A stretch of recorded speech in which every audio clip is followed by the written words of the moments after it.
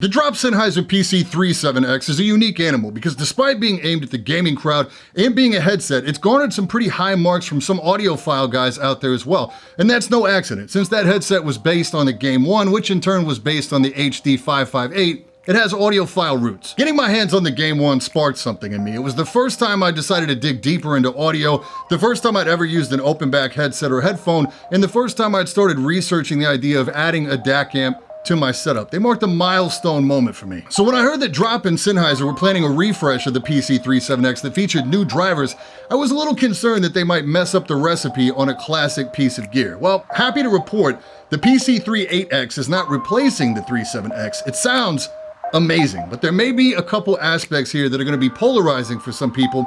We're going to talk about why. You ready? Let's go!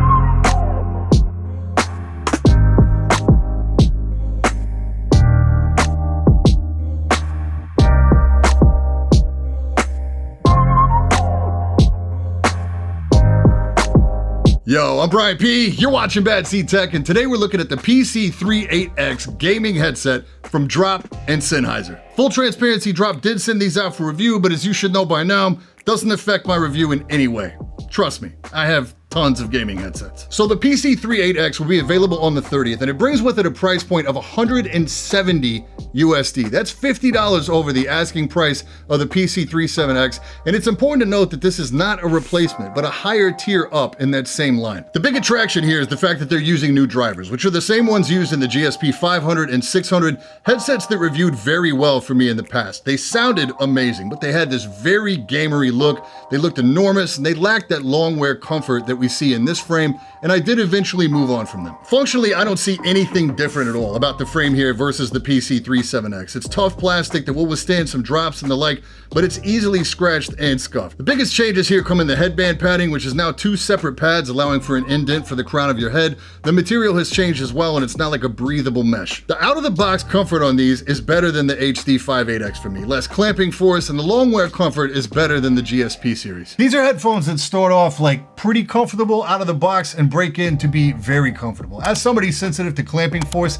right out of the box, they do have a tendency to get me right in these pressure points, right behind my ears, but fortunately these break in very quickly. The outside of the ear cups have changed to a mesh as well with a yellow backing, and this is one of the things that will be a love it or hate it deal. One of the strong suits of the PC37X is that it's all black. It's really reserved in terms of aesthetic, and it doesn't even really say gamer, let alone yell it. While I am happy to see some new colors here besides the standard issue red and black gaming audio colorway that we always get, the yellow is an odd choice for me, particularly now with Zoom meetings and distance learning being so prominent. This headset would be ideally suited for that use case, but not everybody's going to feel comfortable with the yellow. You do still have the volume adjust on the outside of the right ear cup. It doesn't cut the volume all the way if you turn it all the way down, and there is no full mute button anywhere. The mic here is still that permanently mounted boom mic design that mutes or unmutes based on whether or not you have it flipped up or down.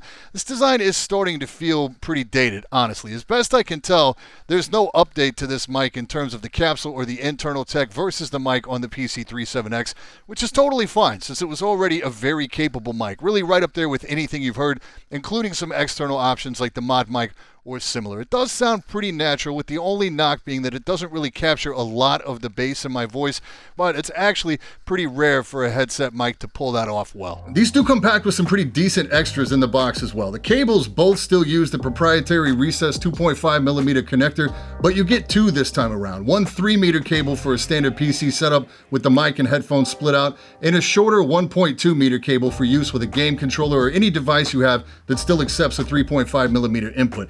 These are both done in black and yellow accents as well. You also get a carry bag in there and an additional pair of ear pads in velour. These are just like the pads on the PC37X. The 38X comes with updated pads, hybrids, with the internal portion being the original velour and the portion that contacts your face being the same sport material we see in the headband. These are both oval shaped with internal measurements of about 73 by 36 millimeters. Swapping the pads is super easy. They just snap on and off into this little ring. So the stars of the show are the drivers for sure. Despite being the same from the GSP 5 and 600, these are retuned. They're still angled in the frame, and the biggest news is that the impedance has been lowered from 50 to 28 ohm, making these easily drivable with no amp, as well as being able to be driven off a game controller. Even the very weak PS4 controller can drive these, even though I did so at max volume and at times felt like I just needed a little more volume Really hope they get that sorted with the PS5. Xbox controllers sound great. In terms of the overall sound versus the PC37X, the biggest thing that hits you immediately is bass. It's not bloated or forced, it's just warm, tonal,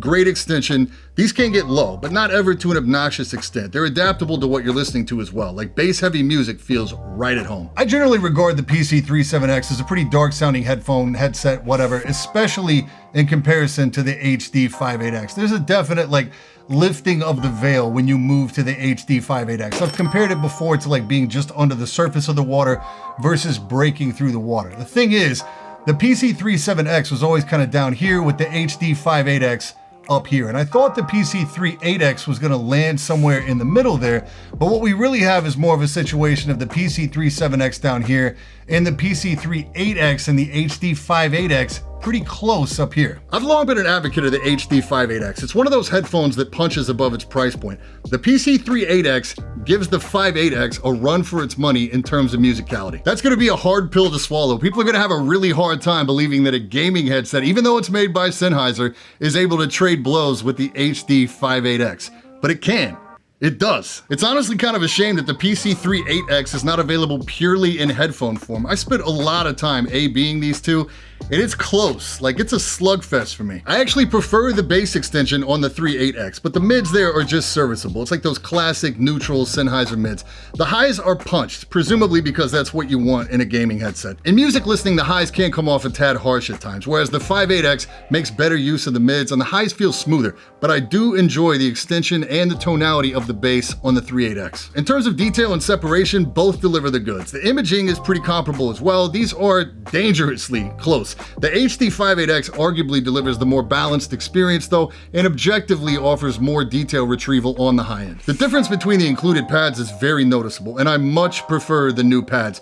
The velour pads are identical to the PC37X pads, and they go a long way in making the 38X sound very dark, like the 37X. And with the added bass boost, it just doesn't do a lot for me. With regards to soundstage, the 38X is strong. It's a super fun headset to game in. Everything I went over in the audio section makes for a damn good gaming headset. Don't forget, this is open back, so you will hear the world around you and people will hear what you're listening to as well. So this is great if you don't require isolation to concentrate, but if you have roommates or significant others in close proximity, this will get annoying for them quick. This makes it rough for portable and mobile use, and the addition of that now dated feeling permanently attached microphone makes for a headset that's long on performance but short on versatility. As a PSA though, I say this every time I'm given the opportunity: if you've never gamed in an open back headset, you're missing out, and you really should. So what we have here in terms of audio performance is a top tier sounding gaming headset.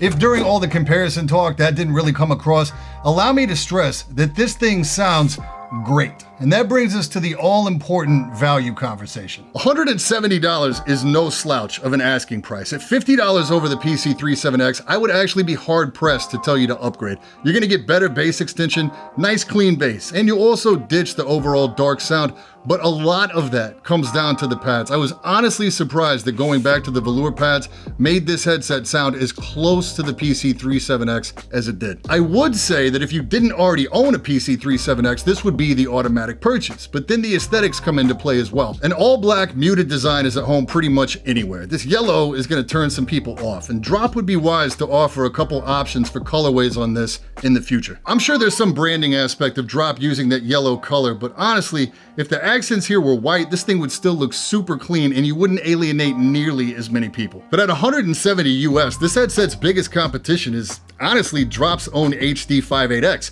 also at $170. Now, obviously, there's no mic on offer there, so it's gonna really come down to your individual needs and goals. Neither of these really need an amp either, but they do both benefit from a nice clean DAC amp. The HD58X scales a bit better, even with a decent low to mid-range DAC amp setup. This is a very strong gaming headset. For console players with access to this budget, it's an easy recommend. For PC players, it gets a little trickier because while this is one of the, if not the best gaming headset I've ever heard, the idea of a premium priced gaming headset in 2020 kind of a tough sell. On one hand, with this kind of money, the advice is generally to invest in an audio headphone, and as people's in-house mic setups have gotten more involved due to streaming, the idea of the headset mic has kind of taken a back seat. On the other hand, this is Sennheiser and Drop, two companies that really know their way around audio, so it's not entirely fair to brand it simply as some other gaming headset. And some people do just want the convenience of a pick up and use product without a boom mic or a mod mic or whatever. So that's my final take on it. It's an amazing gaming headset. I would probably like it better at $150, but only you are going to be able to decide